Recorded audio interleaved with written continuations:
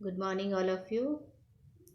आज हम लोग नैतिक शिक्षा पाठ 14 पढ़ने जा रहे हैं, जिसका शीर्षक है प्रार्थना।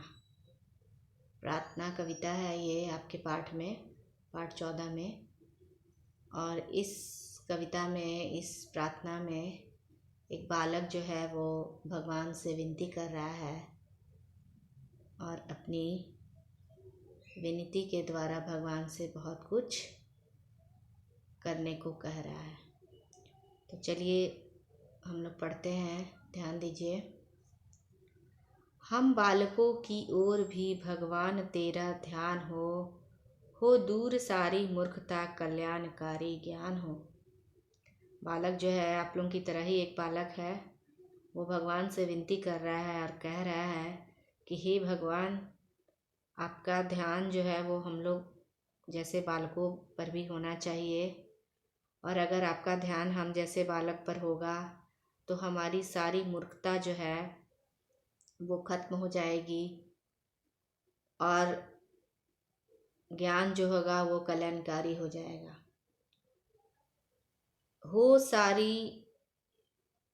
हो दूर सारी मूर्खता कल्याणकारी ज्ञान हो।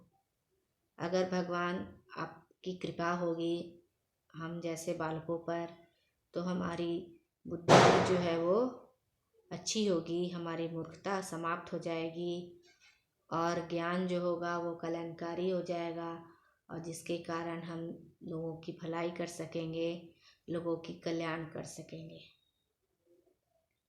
हम ब्रह्मचारी वीर व्रतधारी सदाचारी बने, हमको हमारे देश भारत पर सदा अभिमान हो। बालक जो है वो भगवान से कह रहा है कि हे भगवान, अगर आपकी कृपा होगी तो हम ब्रह्मचारी वीर व्रतधारी और सदाचारी बनेंगे। सदाचारी मतलब अच्छे विचार वाले, सदाचारी मतलब अच्छे विचार वाले बनेंगे। और ब्रह्मचारी मतलब, ब्रह्मचारी बनने का मतलब है कि कुछ नियम ऐसे होते हैं जिनका पालन करना पड़ता है। और वीर मतलब हम लोग साहसी बनेंगे। व्रतधारी मतलब जो व्रत करेंगे, जो प्रण लेंगे उसको हम लोग पूरा करेंगे।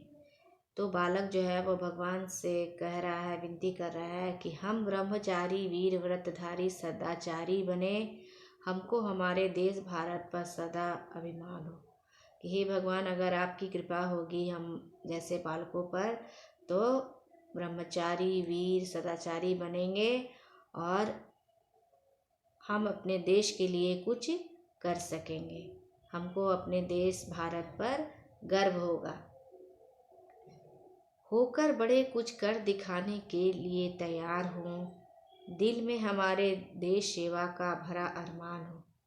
हे भगवान, अगर आपकी कृपा होगी तो हम बड़े होकर कुछ बन जाएंगे और अपने देश की सेवा करेंगे और अपने देश के लिए मर मिटेंगे।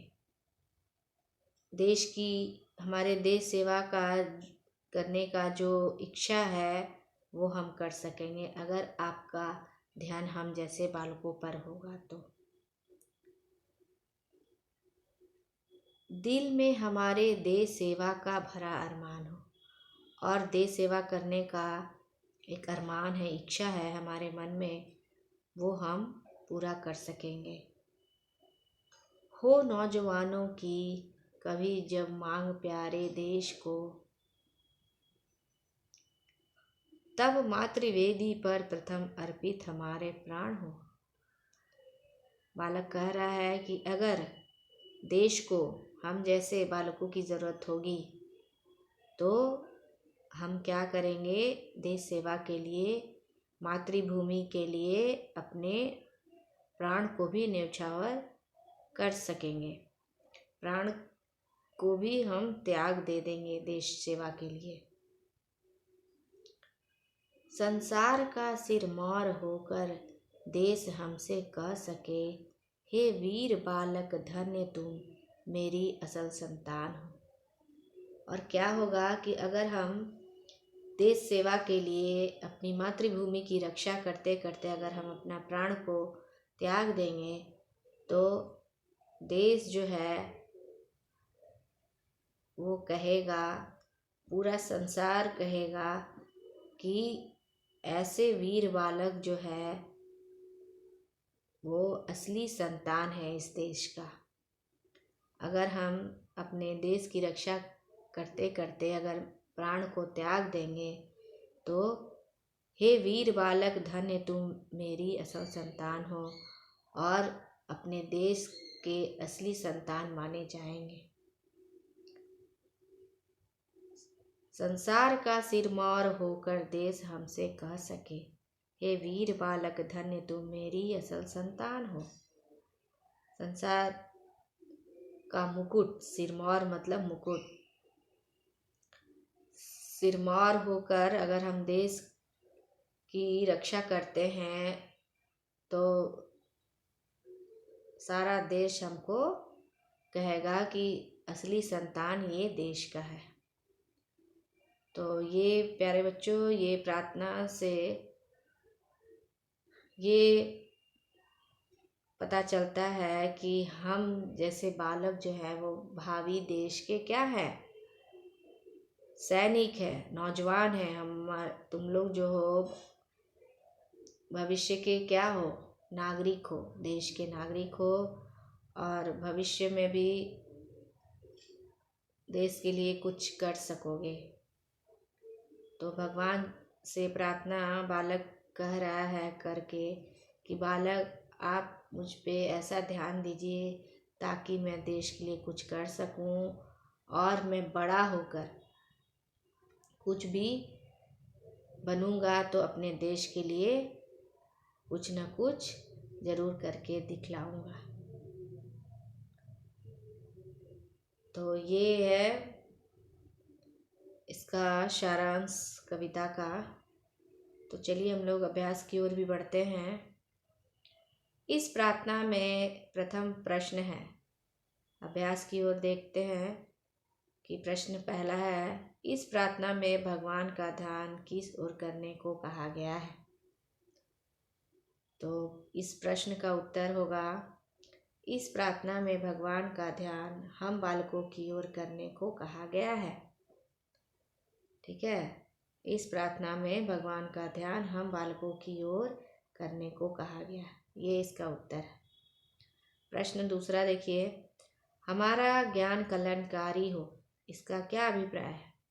क्या ज्ञान अनिष्टकारी भी हो सकता है? इस प्रश्न का उत्तर है, इसका अभिप्राय है यानी कि इसका अर्थ है कि हमारा ज्ञान ऐसा हो कि जिससे हम अपने देश की भलाई के लिए अच्छे कार्य कर सकें। ठीक है, हमारा ज्ञान कल्याणकारी हो, इसका क्या अभिप्राय? अभिप्राय मतलब अर्थ, इसका क्या अर्थ होगा?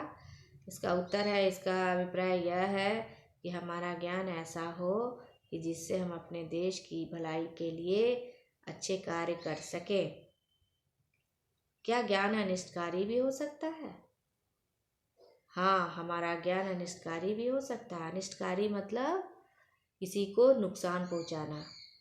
तो कभी कभी क्या होता है कि जो लोग वैज्ञानिक लोग होते हैं तो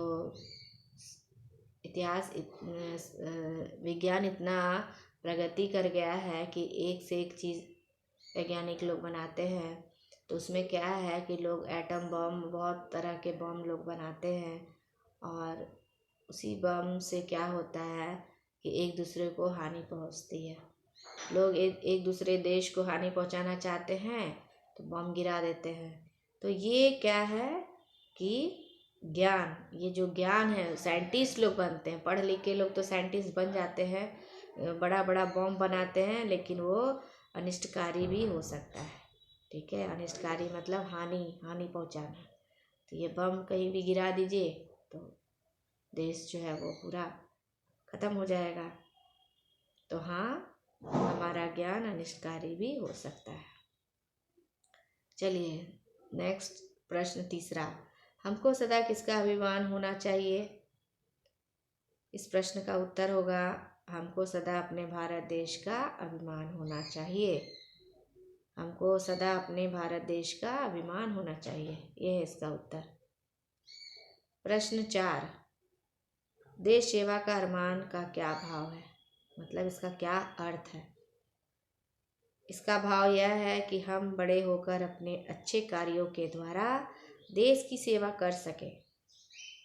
देश सेवा का अरमान का अर्थ क्या होगा कि इसका भाव यह है कि हम बड़े होकर अपने अच्छे कार्यों के द्वारा देश की सेवा कर सकें। ये इसका उत्तर हुआ। नेक्स्ट क्वेश्चन नंबर 5, देश के लिए नौजवानों की मांग होने पर बालकों की परमात्मा से क्या प्रार्थना है।